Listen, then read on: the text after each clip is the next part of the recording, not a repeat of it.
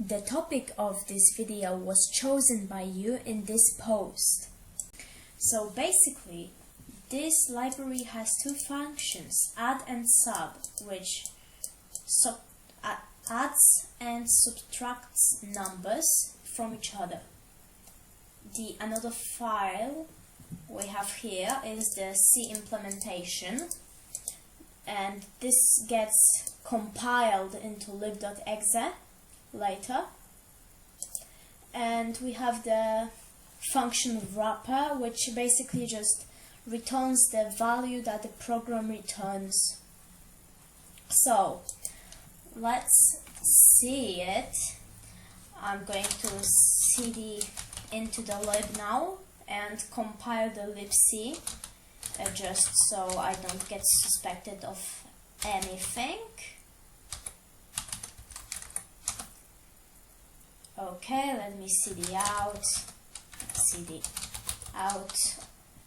and use .py. So the file basically calls the application. It calls the application written in C that basically has like two modes, and here is the library in C. If is add, then result is equals to a plus b.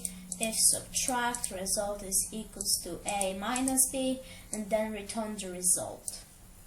So basically that's how it works, and the opportunities with this are pretty much limitless. I think that NumPy is written like that. NumPy is written in C.